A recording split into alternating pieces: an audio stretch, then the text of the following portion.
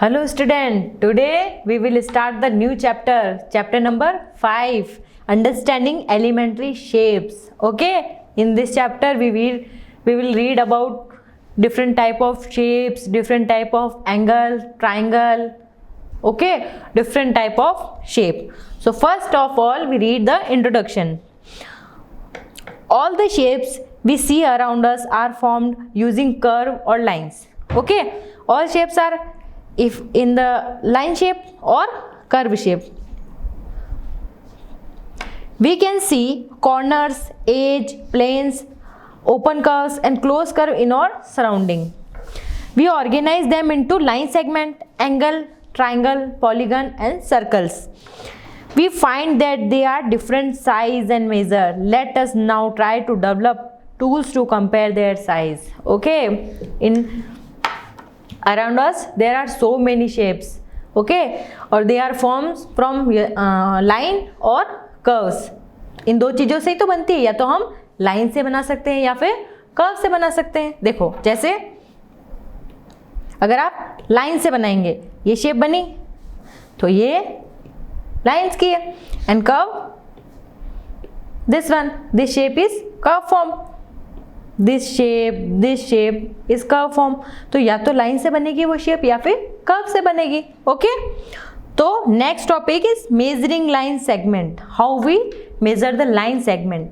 Okay, we have drawn and seen so many line segment. A triangle is made of 3 line, a quadrilateral is 4 line segment. You see the triangle is made up of 3 line, this one, and quadrilateral 4 lines. A line segment is a fixed portion of line. It make it possible to measure a line segment. This measure of each line segment is a unique number called a length. Okay, how we measure the line segment?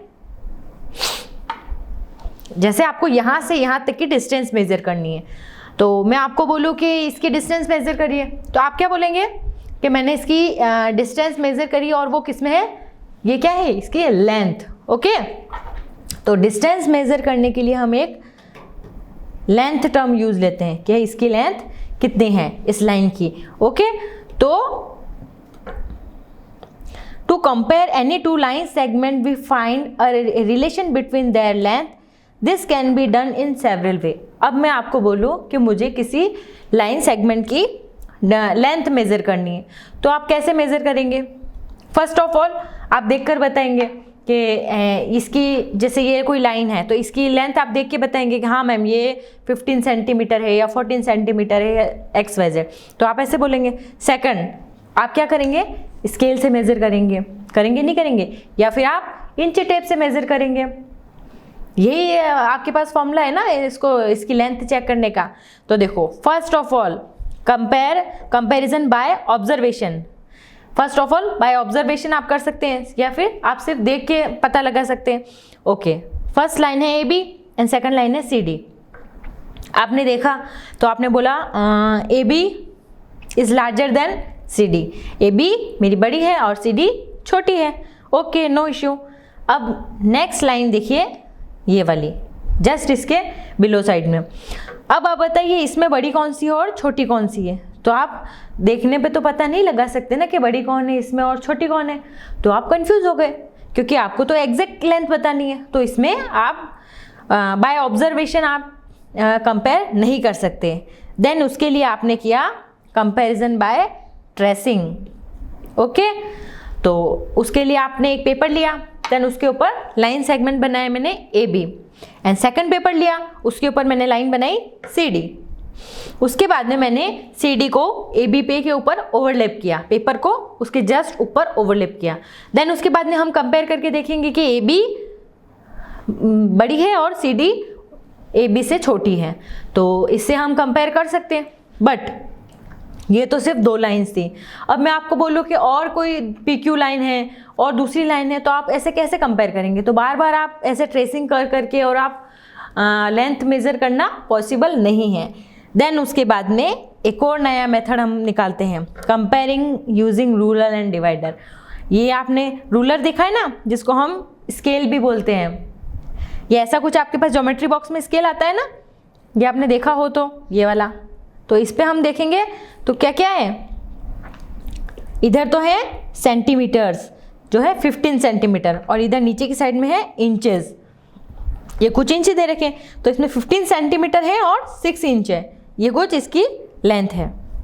और ये है मेरा divider, ये देखा आपने, ये भी geometry box में आता है, जैसे जिसके 2 पॉइंट होते हैं, डॉट होते हैं नीचे, वो वाला।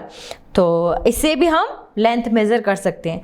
तो जब मैंने रूलर से देखा तो अगर मेरी कोई लेंथ थी ए बी, ये देखो ये ए बी है, इसको मैंने मेज़र किया तो ये कुछ आई अप्रॉक्स 6। एक बार आप रैंडमली देखते हैं तो, बट ये 6 नहीं है, ये 5.8 है, लेकिन आपको देखने से क्या लगा कि ये 6 है, तो इसमें भी एरर होने के चांसेस थे ना। देखो अपन बिल्कुल एग्जैक्ट नहीं पता लगा है।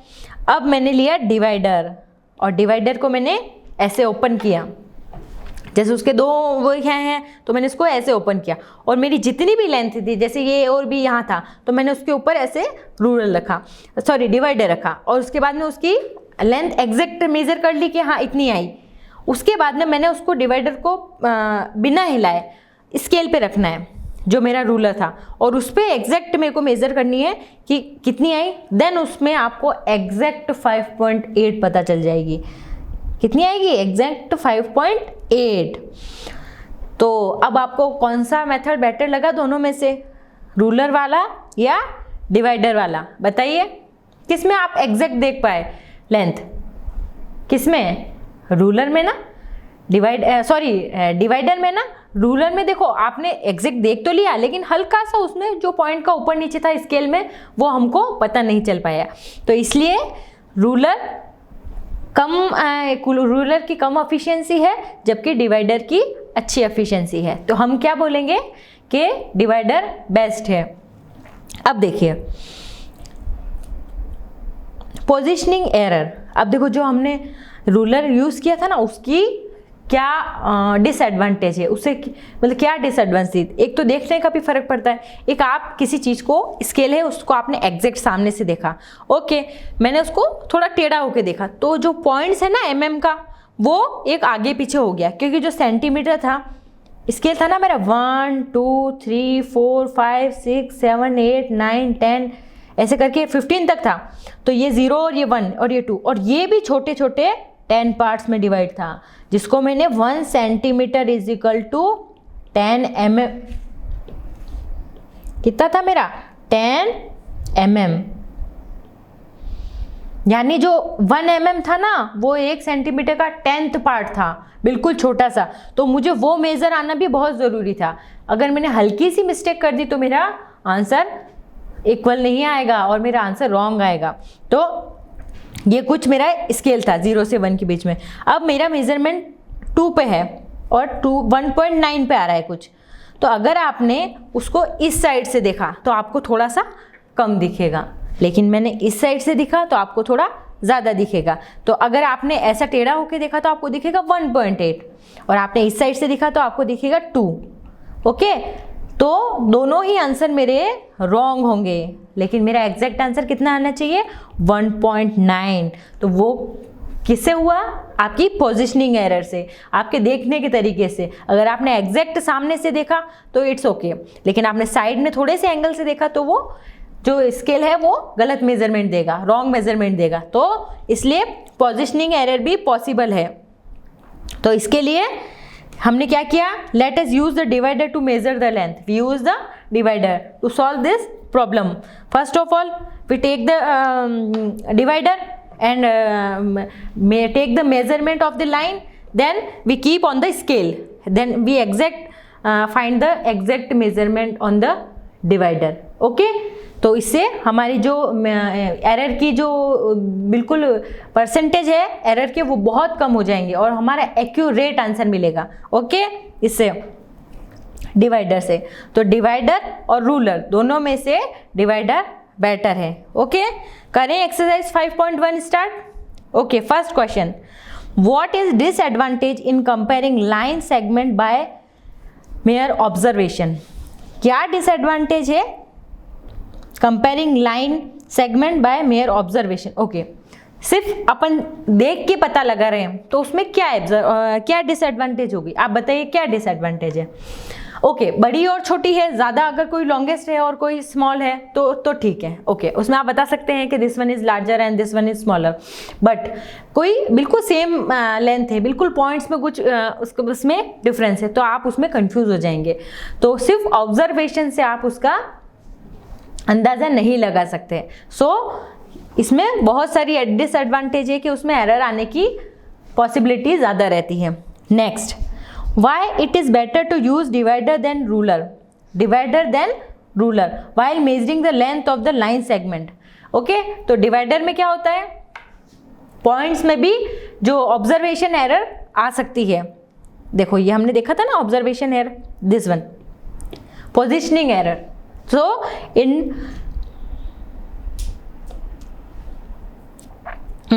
So in rural there is a positioning error, so it is better to use divider in our length measurement. Next, third, draw any line segment say AB। हमको कोई लाइन सेगमेंट बनाना है AB। ओके, मैंने ये line segment बना लिया first. Okay, मैंने कोई line segment बनाया है AB।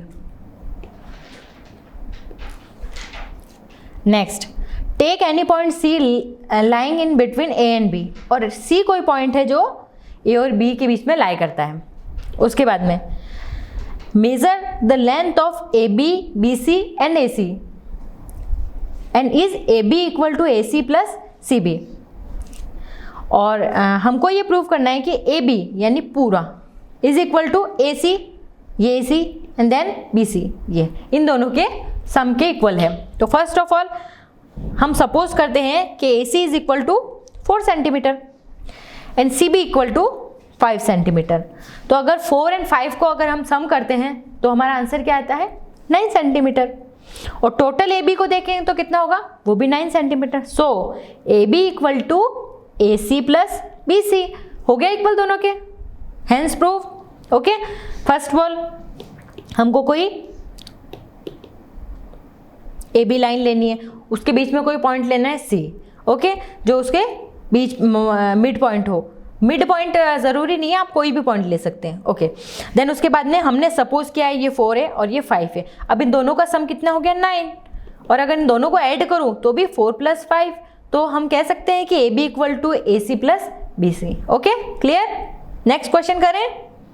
Next, fourth, if A, B, C are 3 points in the line such as AB 5 centimeter, BC 3 centimeter and AC 8 centimeter है, which one of them lies between the two others? ये कोई line segment है जिसमें हमको AB दे रखा है 5 centimetre. First of all I make the AB this one is 5 centimeter, then BC is 3 centimeter. Okay, this one is 5 and this one is 3 and the total sum is 5 plus 3 8. तो AC is equal to 8 centimeter. तो what is the midpoint of AC? What is? It is B. So point B is a midpoint of the line. So which one of them lies between the two others? तो which one? B is lies between the two others. और two others कौन से हैं? AC, A and C. Okay, तो B is lies. Next, verify whether D is a midpoint of AG. AG का midpoint है कि नहीं है D, हमको ये चेक करना है। First, where is D? This. And where is AG? This one. Okay, this. तो काउंट करें हम, देखो A to B 1, 2 and 3 कितने हो गए, 3 सेंटीमीटर। अब D से स्टार्ट करते हैं, D to G 1, फिर 2 and 3, तो ये हो गए 3 सेंटीमीटर। यानी इधर भी 3 और इधर भी 3, यानी D जो है वो मिड पॉइंट है किसका, AG का। AG लाइन का D मिड पॉइंट है ये वाला। क्लियर हो गया। ये कोई लाइन है AG, डी उसका मिड पॉइंट है। तो अगर यहाँ से मैं काउंट करूँ 1 2 एंड 3, हो गए 3। अब यहाँ से काउंट करती हूँ 1 2 एंड 3, ये भी 3, तो इधर भी 3 और इधर भी 3, तो इसका मतलब डी जो है मेरा मिड पॉइंट है ए जी का। क्लियर? नेक्स्ट,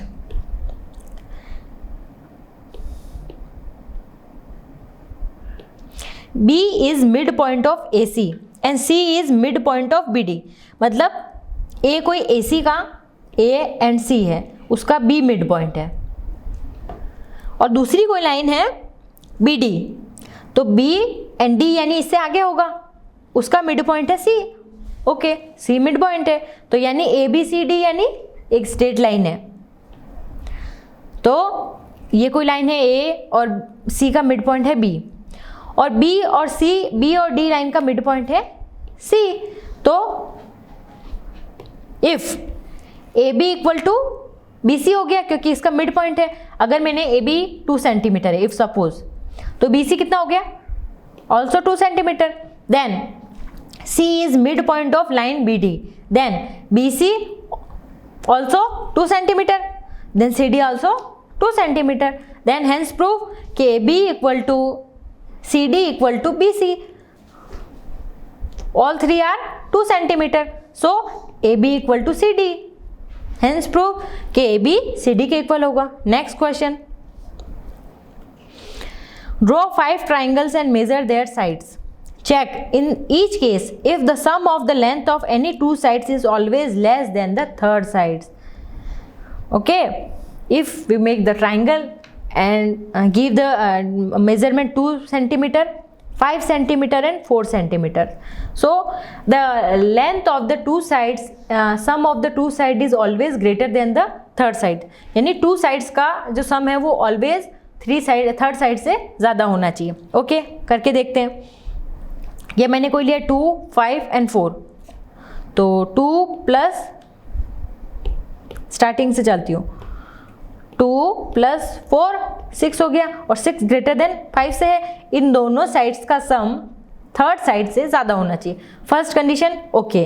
अब पहले मैंने 2 and 4 लिया था, अब दूसरी मेजरमेंट लूँ मैं, 2 प्लस 5 लिया मैंने, 7 हो गए 2 साइड्स का मेजरमेंट सम। देन अब थर्ड वन साइड कौन सी है इसमें, 2 and 5 ले लिया मैंने, यानी 4। ओके, थर्ड केस 2 and 5 हो गए, 4 प्लस 5 ले लेती हूँ, कितने हो गए 9, और 9 का मेजरमेंट 5 से ज़्यादा है, तो तीनों केस मेरे ट्रू हो गए कि नहीं हो गए। तो इसके आपको 2 एग्जाम्पल और देने हैं, तो आप कोई से भी मेजरमेंट ले सकते हो। आप 3 6 और 8 ये साइड ले सकते हो, 4 7 and 9 ये साइड ले सकते हो, 5 8 और 10 ऐसे कोई भी 3 पेयर लेके और आप चेक करके देख सकते हो। तो आपको ये क्वेश्चन खुद से करने हैं, और आप 3 पेयर बना के देखिए। 2 का सम कीजिए तो उन दोनों का सम थर्ड वन से ज़्यादा होगा। कोई से भी 2 पेयर बना के देख लीजिए आप, और आप चाहे कम लेके भी देखिए, तो आपको पता चल जाएगा कि जैसे ही वो मेजरमेंट कम आया तो इसका मतलब वो अपने ट्राइंगल पॉसिबल नहीं है। ओके, मतलब ट्राइंगल की प्रॉपर्टी है कि 2 साइड का सम ऑलवेज थर्ड साइड से ग्रेटर आना चाहिए। ये वाली कंडीशन तीनों केस में देखनी, तीनों साइड्स के केस में देखनी। 2 साइड्स हैं, उनको 2 साइड लेनी है, उनको सम करना है, और थर्ड वन साइड से ज़्यादा होनी चाहिए, ये हमको देखते जाना है। तो आप कोई से भी और 2 एग्जाम्पल लेके आप खुद से कर सकते हैं। आपको 5 ट्राइंगल लेने हैं, 1 मैंने किया है आपके लिए, 4 आप खुद से करोगे। तो ये मेरी एक्सरसाइज 5.1 फिनिश होती है। तो आपको 5.1 समझ में आई होगी। सारे क्वेश्चन आपको वीडियो को पॉज करना है, और सारे क्वेश्चन आपको फेयर कॉपी में करने हैं अच्छे से, आपको तभी अच्छे से समझ में आने वाला है। ओके, आगे चलें, स्टार्ट करें। अब इसमें हम एंगल्स के बारे में पढ़ेंगे। Right and straight angle, right angle which means angle is equal to 90 degree, and straight angle which means the measure of the angle is 180 degree and this one is 90 degree। Difference समझ में आया? एक है 90 degree, then एक है 180 degree. अब देखो, ये कोई एक मेरा डायग्राम है, ये कोई मेरा एक फिगर है। ओके, अब देखो ऊपर, अगर मैं आपको पहले डायरेक्शन के बारे में बताती हूँ, ये डायरेक्शन होती है, ऊपर की साइड में होता है नॉर्थ, नीचे होता है साउथ, राइट साइड में होता है ईस्ट और लेफ्ट साइड में होता है वेस्ट। ये चीज़ें आपको बिल्कुल पक्के से याद रखनी है। ओके, ये जनरल याद रखने वाली चीज़ है। ऊपर नॉर्थ, नीचे साउथ, इधर ईस्ट और इधर वेस्ट। हो गया लर्न? नॉर्थ, साउथ, ईस्ट और वेस्ट, नॉर्थ, साउथ, ईस्ट और वेस्ट। क्लियर? आगे चले। ओके, अब ये मेरा कोई डायग्राम है जिसमें, और हमेशा यही रहेगा, हमेशा। आगे आप भले कोई सा भी ज्योग्राफी के मैप देखो या कोई भी जिसमें मैप होते हैं उसमें डायरेक्शन हमेशा नॉर्थ ऊपर, नीचे साउथ, इधर ईस्ट, इधर वेस्ट। ओके, ये आपको अच्छे से लर्न करना है ये चीज़। फर्स्ट वाला फिगर है, देखिए, अगर मैं नॉर्थ से ईस्ट पे आई, ये वाला एंगल, तो ये एंगल कितना हो गया? 90 डिग्री, क्योंकि 90 डिग्री एंगल हमने पढ़ा है, ये जो एग्जैक्ट परपेंडिकुलर होती है तो वो एंगल होता है 90 डिग्री, और अगर बिल्कुल स्ट्रेट लाइन होती है तो वो होता है 180 डिग्री। ये हमको पता है। तो फर्स्ट एंगल कितना हो गया? 90 डिग्री, क्योंकि नॉर्थ से ईस्ट पे आया एक राइट एंगल। अब उसके बाद में ईस्ट पे आप खड़े हो, जैसे मैं नॉर्थ पे बिल्कुल सामने हूँ, मैं ऐसे मुड़ गई तो वो कितना एंगल हो गया? 90 डिग्री। उसके बाद में अब मैं ईस्ट में फेस करके खड़ी हूँ, ऐसे मेरा मुंह इस साइड है। अब मुझे एक राइट एंगल और लेना है, यानी मैं कहाँ जाऊँगी? यहाँ पर। यानी मैं कहाँ आ गई? नीचे क्या था? याद करो, south. Clear? One right angle. Right angle यानी जस्ट 90 डिग्री पे अपन को रोटेट करना है। जैसे मैं नॉर्थ पे थी तो ईस्ट पे आ गई, अब मैं ईस्ट पे, मेरा फेस इधर है। अब मैं एक राइट एंगल और लिया मैंने, तो मैं यहाँ पे आ गई। तो अगर मैं आपको बोलो एक राइट एंगल और लो, तो आप यहाँ पे आ गए। कहाँ पे आ गए? वेस्ट पे। अब मैं कहूँगी एक राइट एंगल और लो, तो यहाँ पे कितने हो गए? नॉर्थ पे आ गए। तो यहाँ पे वन राइट एंगल, यहाँ पे कितने हो गए? एक तो वन तो इसका और 2। अब यहाँ पे कितने हो गए? 3, 1, 2 और 3। और यहाँ पे कितने राइट एंगल हो गए? 4। यानी 1, 2, 3 एंड 4 राइट एंगल हो गए। क्लियर? यहाँ पे आप खड़े कहाँ पे हुए ये आपको देखना ज़रूरी है, और आप किस एंगल से, मतलब कैसे राइट एंगल मूव कर रहे हो, क्लॉकवाइज है कि एंटी क्लॉकवाइज, ये भी आपको देखना है। अगर आप क्लॉकवाइज घूमते हो तो यानी क्लॉकवाइज, जैसे घड़ी चलती है, अपनी वॉच कैसे चलती है, कभी आप घर पे देखना कि आपकी वॉच किस डायरेक्शन में चलती है। ऐसे कुछ चलती है 12, फिर उसके बाद में 12, फिर 3, फिर 6 और फिर 9, तो ऐसे घूमती है ना घड़ी। और एंटी क्लॉकवाइज यानी उल्टा, घड़ी की अपोजिट डायरेक्शन में। तो जैसे ये ऐसे कुछ घूमती है ना, जैसे पहले 12 है, फिर 3, फिर 6 और फिर 9, तो पहले 12, फिर 1, फिर 2, फिर 3, फिर 4, फिर 5, 6, 7, 8, 9, 10 और 11, ऐसे ऐसे घड़ी चलती है ना अपनी। तो पहले 12, फिर 3 बजती है, फिर 6, फिर 9, ऐसे बजती है ना। तो हमारी क्लॉकवाइज डायरेक्शन ऐसे होती है। ये 2-4 चीज़ें आप क्लियर रख लो, तो आपकी 5.2 एंड 5.3 में आपको बिल्कुल भी प्रॉब्लम नहीं आएगी। क्लियर हुआ? अब देखो, आप अगर नॉर्थ पे खड़े हैं, देन उसके बाद में आपने वन स्ट्रेट एंगल लिया। स्ट्रेट एंगल मतलब 180, तो आप यहाँ पे आ गए साउथ में। तो आपका फेस किस साइड है? मेरा फेस है साउथ में। आप मतलब एक राउंड काट के आ गए। जैसे मेरी यहाँ 12 बज रही थी, अब 6 बज रही है, तो ये कितना हो गया? Straight angle. इसको मैंने बोला था राइट एंगल, और ये पूरा क्या हो गया? Straight angle. जो स्ट्रेट एंगल होता है वो होता है 180 डिग्री। तो ये कितना हो गया? ये स्ट्रेट एंगल हो गया। क्लियर? अब आप साउथ में हैं, देन उसके बाद में आप एक स्ट्रेट एंगल और लेते हैं, तो मैं यहाँ आ गई, तो अब कितना हो गया? 180 फिर से हो गया। तो आप जिस पोजीशन में थे ना ओरिजिनल नॉर्थ में, आप वहीं आ गए, पहुँच गए। क्लियर? चले आगे। अब देखो, अब हम पढ़ेंगे कंप्लीट एंगल।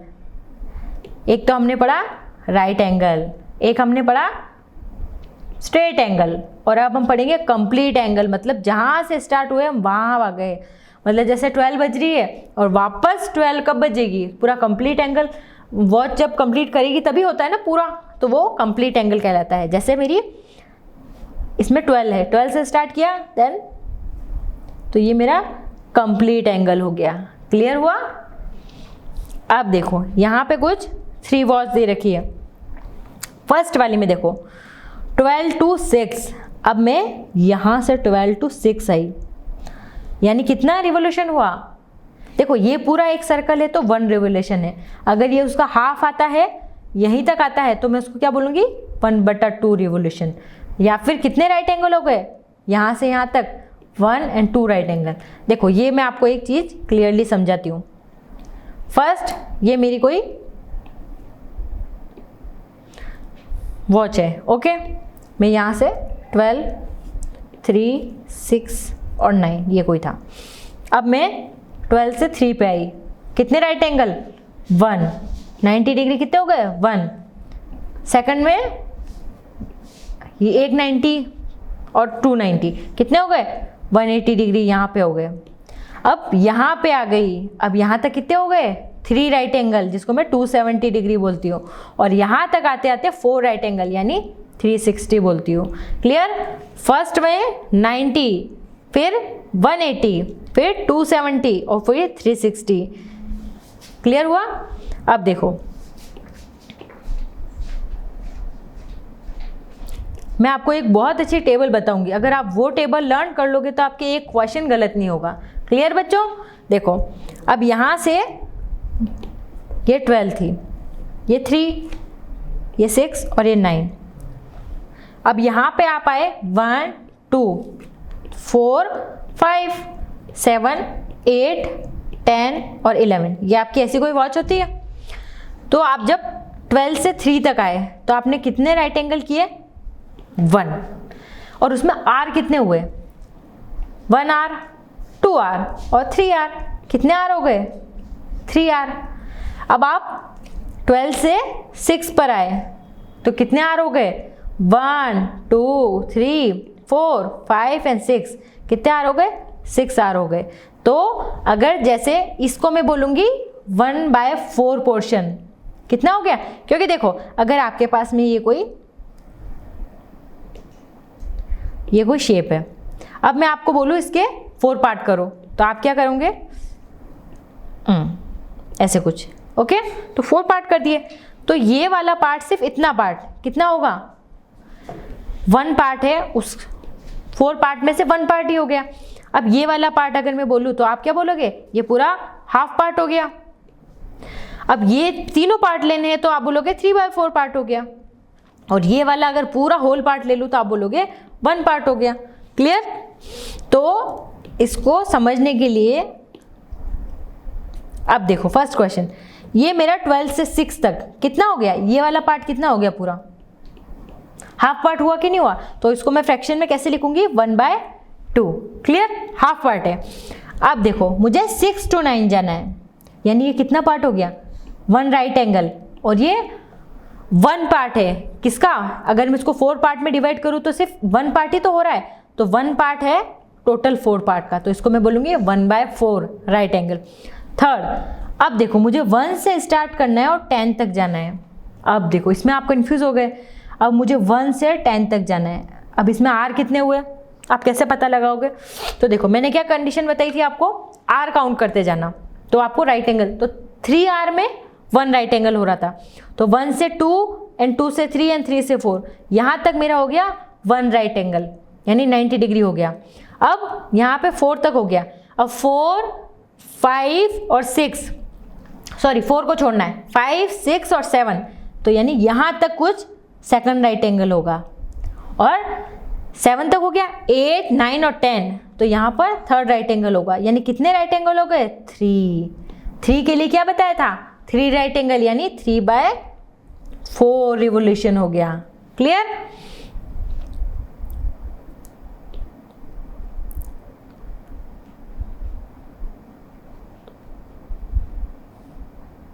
क्लियर हो गया।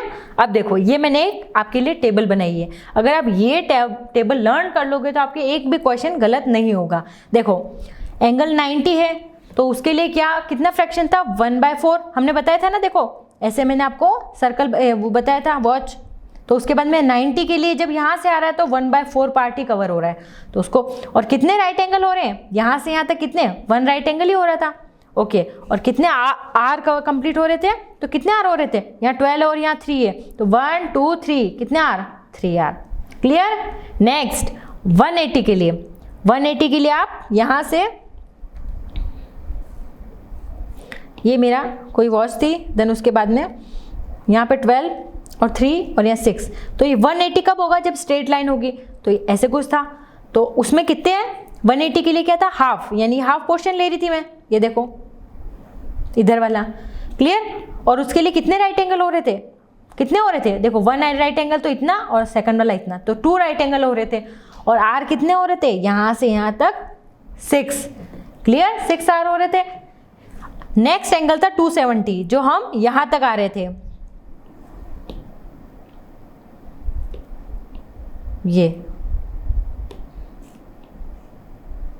ये था। तो यानी यहां से यहां तक 270 था हमारा। पहले 90, फिर 180 और 270 एंड फिर 360 ऐसे। तो 270 पे कितना पोर्शन कवर हो रहा है? 3 पोर्शन हो रहे ना। फर्स्ट पार्ट ये, सेकंड पार्ट ये और थर्ड पार्ट ये, 3 पार्ट हो रहे हैं आउट ऑफ 4। तो 3/4। और कितने राइट एंगल हो रहे हैं? ये 1 राइट एंगल, 2 राइट एंगल और 3 राइट। कितने राइट एंगल हो गए? 3। और आर कितने हो गए? यानी यहाँ पे 12 बज रही है और यहाँ पे कितनी बजेगी? 9। 12 से बाद में वापस 9 ही बजती है ना, तो 9 आर कंप्लीट हो गया। लास्ट है 360, यानी 1 रिवोल्यूशन, 1 सर्कल कंप्लीट। यानी यहाँ 12 से जब हम वापस घूम के 12 पे आते हैं तो 1। और कितने राइट एंगल बन गए? 1 right angle, 2, 3 and 4 right angle हो गए। आर कितने हो गए? 12। तो ये टेबल आप अच्छे से रट लो, तो आपके एक क्वेश्चन गलत नहीं होगा। क्लियर? देखो, चाहे आप इसका स्क्रीनशॉट खींचना चाहते हैं तो भी खींच लो, क्योंकि ये टेबल अगर आप रख के चलोगे तो आपके सारे क्वेश्चन इसी पे बेस्ड है। क्लियर? एक बार फिर से रिवाइज करवाऊं। 90 के लिए फ्रैक्शन 1/4, एंगल राइट एंगल कितने हैं? 1, और आर कितने हो रहे हैं? 3। नेक्स्ट एंगल अगर मेरा 180 है तो फ्रैक्शन 1/2, राइट एंगल 2 और आर कितने हो रहे हैं? 6। नेक्स्ट 270, फ्रैक्शन 3/4, राइट एंगल कितने हैं? 3 और आर कितने हो रहे हैं? 9, यानी आर यानी घंटे कितने हो रहे हैं। और उसके बाद में 360, यानी पूरा राउंड कवर हो जाएगा। तो उसके लिए एंगल 360, फ्रैक्शन 1, राइट एंगल 4 और आर 12। क्लियर? देखो, एक बार आपको समझ में भी नहीं आया है तो भी कोई बात नहीं, आप ये बस टेबल देख लो, क्योंकि आगे जब मैं क्वेश्चन के साथ में टेबल समझाऊंगी ना आपको, तो आपको क्लियर हो जाएगा। अब देखो, करें exercise 5.2 start. Yes, first question, what fraction of clockwise revolution does the hour hand of the clock turn through when it goes from. हमको इसमें उसका फ्रैक्शन बताना है। ये देखो, जैसे मैंने इस टेबल में बताया था ना, ये चीज हमको फ्रैक्शन वाली बतानी है इसमें। फर्स्ट 3 to 9, सबसे पहले हमको वॉच बिल्कुल सही बनानी है। अब मेरी है, ये मेरी वॉच है। अब मुझे 3 to 9 फ्रैक्शन बताना है। 3 से स्टार्ट करना है एंड 9 तक बताना है। क्लियर? अब देखो, सबसे पहले इसमें हमका हमारा फ्रैक्शन क्या होगा। सबसे पहले इसमें देखो, आप 3 to 9 जा रहे हो, तो अगर मैं इसको, ये क्या बन रहा है? स्ट्रेट एंगल, यानी कितना था? 180 डिग्री। अब देखो टेबल, 180 के लिए मेरा कितना फ्रैक्शन था, यानी कितना पार्ट कवर हो रहा है? ये कितना था? 1/2। क्लियर हुआ? देखो, टेबल से अगर हमने देखा और अगर आपको याद रहता है तो बहुत अच्छी बात है। ओके, कि 180 डिग्री से कितना फ्रैक्शन आ रहा है? 1/2। तो हो गया हमारा 1/2, क्योंकि हमने निकाला कैसे, देखो मैं बताती हूँ। 3 to 9 कितने हो रहा है? 180। और उसका फ्रैक्शन कैसे निकालते हैं मैंने आपको निकाल के बता दिया, लेकिन आपको निकालना भी आना चाहिए। 180 डिग्री हो रहा है और टोटल कितना है राउंड में? 360। तो 0 से 0 कट, और 9 2 जा 18 और 9 3 जा 18, 9 2 जा एंड 9 4 जा 36। तो ये कितना हो गया? 1/2, यानी कितना हो गया फ्रैक्शन इसका? 1/2। नेक्स्ट 4 to 7, अब हमको 4 to 7, अब यहाँ तक कितना हो रहा है? अब देखो, इसमें डायरेक्ट आपको राइट एंगल नहीं दिख रहा है, तो आप क्या करोगे? अगर आपको इसमें कंफ्यूजन होता है तो आप आर काउंट करो। करें काउंट? 4 to 5 1, 5 to 6 2 और 6 to 7 3। तो 3 आर में कितना था? 90 डिग्री, यानी 1 राइट एंगल हो रहा था ना अपना। देखो आर, 3 आर में 90 डिग्री एंगल, और 90 डिग्री के लिए क्या फ्रैक्शन था? 1/4। क्लियर? अब आ रहा है समझ में? तो 90 डिग्री के लिए कितना फ्रैक्शन था? 1/4। और 1/4 कैसे आया? 90 है, ये पार्ट सपोज 90 डिग्री है और ये टोटल रिवोल्यूशन कितना है 360, तो अपॉन 360, 0 से 0 कट, 9 में जा 9 और 9 4 जा 36, तो 1/4 फ्रैक्शन। क्लियर? ये मैंने आपको टेबल में डायरेक्ट भी लिख दिया और आपको मैं आया कैसे वो भी बता रही हूँ। नेक्स्ट, हमको 7 से लेकर 10 तक जाना है। क्लियर? अब देखो 7 से लेकर 10 तक, अब इसमें कितने राइट एंगल है या कौन सा एंगल है हमको काउंट करना पड़ेगा। क्लियर करूँ? 7 से 8 1, 8 to 9 2 और 9 to 10 3, तो हो गए 3। और 3R के लिए क्या होता है 1 राइट एंगल, तो 1 राइट एंगल के लिए फ्रैक्शन क्या था 1/4। क्लियर? नेक्स्ट, अब हमको 12 to 9 जाना है, ये पूरा सर्कल। अब कितने राइट एंगल हो रहे हैं देखो, 12 to 3 1, 3 to 6 2 एंड 6 to 9 3, तो कितने राइट एंगल हो गए 3 राइट एंगल। और 3 राइट एंगल यानी यहाँ पे कौन सा एंगल आ रहा था 270 डिग्री, तो उसके लिए फ्रैक्शन क्या था देखो, 270 के लिए क्या फ्रैक्शन था 3/4। क्लियर? और कितने राइट एंगल थे उसमें 3, और R कितने हो रहे थे 9R, देखो हो रहे हैं ना क्लियर। ये देखो 270 के लिए फ्रैक्शन 3/4 था, R देखो आ रहे ना 9R आ रहे कि नहीं आ रहे। क्लियर? नेक्स्ट क्वेश्चन E, हमको 1 से लेके 10 तक जाना है। अब इसमें कितने फ्रैक्शन हो रहे हैं, अगर आप कंफ्यूज हो रहे हैं थोड़ा सा भी, तो या तो आप R काउंट कर लीजिए और या फिर आप एंगल काउंट कर दीजिए। तो 1 से 2, 2 से 3 एंड 3 से 4, ये हो गया 1 राइट एंगल। फिर 4 से 5, 5 से 6 और 6 से 7 2 राइट एंगल, और 7 to 8, 8 to 9 और 9 to 10 3 राइट एंगल। हो गए 3 राइट एंगल। तो 3 राइट एंगल किस में होते हैं 270 में, और उसके लिए फ्रैक्शन क्या था मेरा 3/4। क्लियर? F, अब मुझे 6 to 3 निकालना है। अब करो right angle count, 6 to 9 1, 9 to 12 2 और 12 to 3 3, तो कितने राइट एंगल हो गए 3 आउट ऑफ 4, तो इसका फ्रैक्शन हो गया 3/4। क्लियर? ये तो मुझे फ्रैक्शन में वैल्यू फाइंड करनी थी, फ्रैक्शन में। Next, where will the hand of clock stop. अब क्लॉक का हैंड जो है वो कहाँ रुकेगा, कहाँ स्टॉप करेगा। First, start at 12 and make 1/2 revolution clockwise. Okay, इसमें हमको 1 हैंड दे रखा है, फर्स्ट वन। अब हाफ रिवोल्यूशन, हाफ रिवोल्यूशन की वैल्यू क्या थी बताओ, हाफ की कितनी थी हमने पढ़ा था, कितनी थी 180, याद आया। तो हमको, और जिसको हम कह रहे थे 2 राइट एंगल, 2 राइट एंगल, तो 1 right angle and 2 right angle, यानी कहाँ पे जाके रुकेगा वो 6 पे। क्लियर? नेक्स्ट, 2 से स्टार्ट करना है एंड वो start at 2 and make half revolution clockwise. 2 से हमको स्टार्ट करना है और उसके बाद half revolution, half revolution means 180। Okay, यानी 180 डिग्री राउंड करना है, तो वो कहाँ पे रुकेगा 8 पे। क्लियर? क्योंकि हमको 180 के लिए क्या है बिल्कुल स्ट्रेट में होना चाहिए, यानी या फिर आपको अगर ऐसे समझ में नहीं आए तो आप 2 राइट एंगल बना दो 1 एंड 2, और या फिर ये भी समझ में नहीं आए तो आप 6R काउंट कर लो, क्योंकि 180 के लिए कितने R थे 6, तो 1 2 3 4 5 और 6R हो गए। आप कोई सा भी तरीका आपको जो आपको समझ में आए उसमें से आप कर सकते हो। नेक्स्ट, 5 से स्टार्ट करना है एंड मेक 1/4 रिवोल्यूशन क्लॉकवाइज। 5 से हमने स्टार्ट किया दिस वन, उसके बाद में 1/4 रिवोल्यूशन। 1/4 रिवोल्यूशन किसका था 90 डिग्री का, means 1 right angle, means 3R। Clear? तो राइट एंगल 5 से स्टार्ट हुई, 1R 2R एंड 3R, ये हो गया राइट एंगल, तो 8 पे जाके स्टॉप होगा मेरा। क्लियर?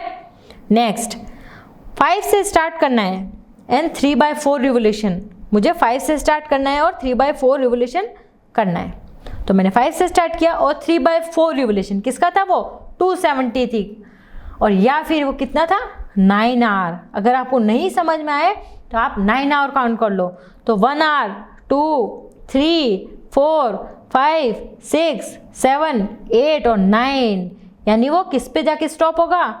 2 पे। क्लियर हो गया? या तो आप 3/4 रिवोल्यूशन कर लो, या फिर 270 डिग्री कर लो, या फिर 3 राइट एंगल कर लो, और या फिर आप 9R कर लो। आपको इसमें से जो भी समझ में आ रहा है वो करके काउंट करके आप उसका अदर हैंड बता सकते हैं कि वो किस पे जाके स्टॉप होगा। Next, third question, which direction will you face if you start facing? देखो आपको डायरेक्शन बतानी है। Okay, first east and make half revolution clockwise. आप इस ईस्ट में फेस करके हैं, आपका फेस इधर है, और आपने 1/2 रिवोल्यूशन, 1/2 रिवोल्यूशन मीन्स 180 डिग्री, आपको 180 डिग्री राउंड करना है, और वो भी क्लॉकवाइज। क्लॉकवाइज क्लॉकवाइज क्लॉक कैसे करती है ना, तो क्लॉकवाइज। तो आपका फेस किस में आ गया अब? वेस्ट में। Clear? Next, east and make 1.5 of revolution clockwise. देखो 1.5 रिवोल्यूशन मीन्स 1 तो पूरा, और उसके बाद में हाफ यानी आधा और। ओके, तो ये रिवोल्यूशन हमको करना है। करो स्टार्ट। और इसने क्लॉकवाइज, देखो इसने क्लॉकवाइज बोला है, क्लॉकवाइज क्लॉकवाइज, तो हमको क्लॉकवाइज ध्यान रखना है। ओके, मैं स्टार्ट करूं फर्स्ट कहाँ से? ईस्ट में। ओके, मेरा फर्स्ट वन फेस इधर था। 1 and 1.5 रिवोल्यूशन, यानी 1 तो पूरा है और हाफ उसका आधा है। ओके, तो स्टार्ट हुई यहाँ से ईस्ट से, ये हो गया 1 रिवोल्यूशन, और उसके बाद में हाफ और, यह हाफ और, तो मेरा फेस कहाँ होगा? वेस्ट में। D, C part, west and make 3/4 revolution anti clockwise. अब क्लॉकवाइज नहीं है, क्लॉकवाइज होता तो ऐसे है, लेकिन अब एंटी क्लॉकवाइज है, अब हम ऐसे घूमेंगे, ऐसे। क्लियर? उल्टा। तो वेस्ट में है, हम वेस्ट में हैं, अब एंटी क्लॉकवाइज घूमेंगे, और कितना रिवोल्यूशन है? 3/4 यानी 270 डिग्री, यानी 3 right angle, 1 right angle, 2 right angle और 3 राइट एंगल। तो हमारा फेस किस में है? नॉर्थ में है। Last question, D, south and make 1 full revolution. Okay, हम साउथ में हैं, यहाँ पे मैं साउथ में हूँ, और 1 रिवोल्यूशन करना है, तो वापस मैं साउथ में ही आ गई, यानी जहाँ से थी back to original position. Clear? ये हमने क्वेश्चन नंबर 3 तक किया। आगे क्वेश्चन नंबर 4 एंड आगे का पार्ट हम नेक्स्ट पार्ट में देखेंगे। तब तक आपको ये जो चीज़ें मैंने बताई है वो आपको अच्छे से प्रैक्टिस करनी है, और जो मैंने टेबल बनवाई है उसको आपको अच्छे से लर्न कर लो उसको, तो आपके सारे क्वेश्चन राइट हो जाएंगे कि 90 के लिए 1/4 रिवोल्यूशन, 180 के लिए 1/2 फ्रैक्शन, और 270 के लिए 3/4 फ्रैक्शन, और 360 के लिए 1 फ्रैक्शन। तो ऐसे आपको लर्न करना है, और कितने राइट एंगल हो रहे हैं वो भी आपको लर्न करना है। तो आप सारे क्वेश्चन की प्रैक्टिस खुद से कीजिएगा, ताकि जब अपन नेक्स्ट पार्ट में आए ना, तो फिर अपन अच्छे से सारी चीज़ें आपको बहुत अच्छे से समझ में आ जाए। है ना बच्चों? क्लियर? ओके।